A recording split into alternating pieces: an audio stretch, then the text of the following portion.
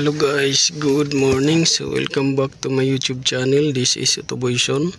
So mayroon na naman tayong i-share sa inyo guys about steering vibration and steering off. So ang complaint ng customer ay hindi nag-stable yung manubela. Pagka binitawan mo siya, kumakabig pa kanan, kumakabig pa kaliwa. So hindi stable. So dapat pagka binitawan guys yung steering, dapat diretso lang siya, walang kabig sa kanan, walang kabig sa kaliwa. So pag may kabig sa kanan kaliwa, unang chichik yan ay yung gulong, baka mamaya hindi pantay yung pudpud ng gulong. Pangalawa, yung wheel alignment nya. So ipacheck yung camber, caster alignment at yung wheel balance. So tatlo yung chine-check niyan, wheel alignment, wheel balance, tsaka yung steering off center. Kasi minsan na pagka in-adjust yan, nawawala rin sa so minsan na binubuksan to, dito ina-adjust, minsan naman dun sa baba. So tatlo yung niyan, wheel balance, tapos camber alignment, caster alignment, toe in, toe out, yan. Tapos yung yung kapal ng gulong. So yan yung chine-check. Pero kung okay yung kapal ng gulong, okay yung kargada ng hangin, balance yung kargada ng hangin, pati kapal ng gulong pantay, tapos nagba-vibrate pala yun siya, tapos bukod sa vibration may kabig. So dito na natin titingnan yung steering column or yung sa baba, steering shaft joint. So ito yun guys.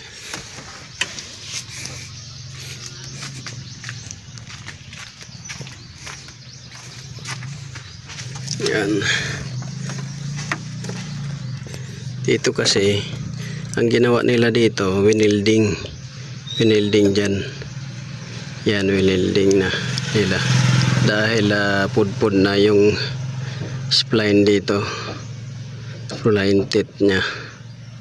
So ngayon ang ginawa ko para ma-confirm na dahil kahit na naka-welding pa yan, hindi ko pa kinating, may alog na talaga ganyan.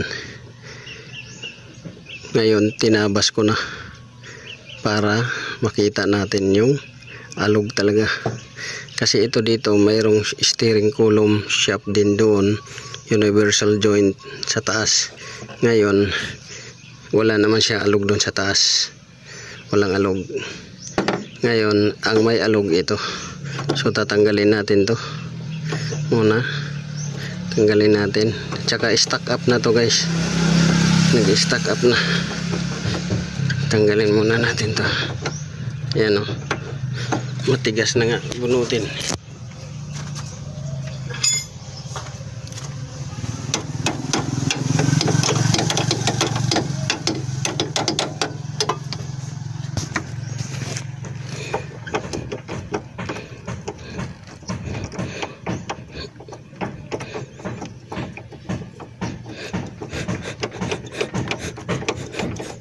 Yan. So kinalawang na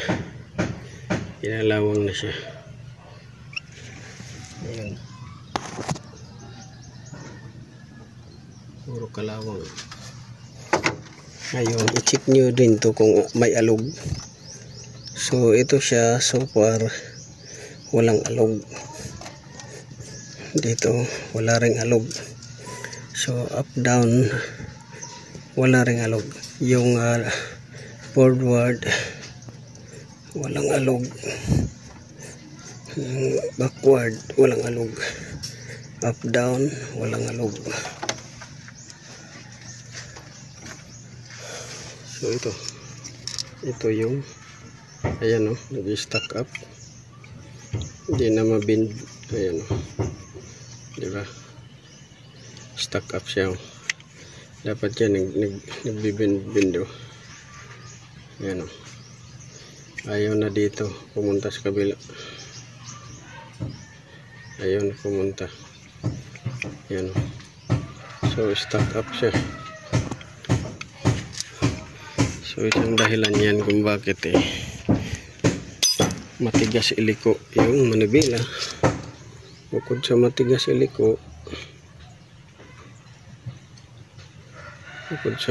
iliko, magalaw. Ano? Hindi na siya po mapihit pa kaliwa, nakayuko na sa kanan. Ganyan na. Dapat pa ganyan, parang gaya nito. Yan o, yung mayuko. Yan, yung mayuko siya. Dito sa kabila wala. So yan yung siyang dahilan. So sana nakakuha kayo ng kunting kaalaman guys. Tapos check nyo rin dito sa loob. Check nyo rin dito sa loob. Dito baka mamaya yung adjuster nya ito hindi nakadiin up down ng steering.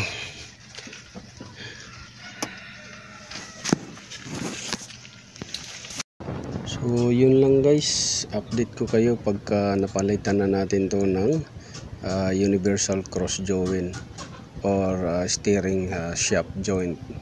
So abangan nyo lang guys ang susunod na video natin after repair natin.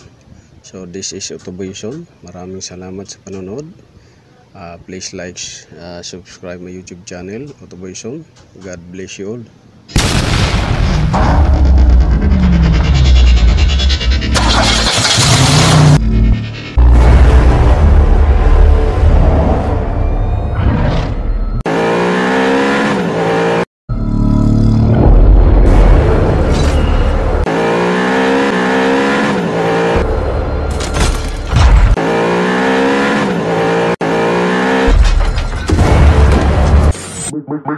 Make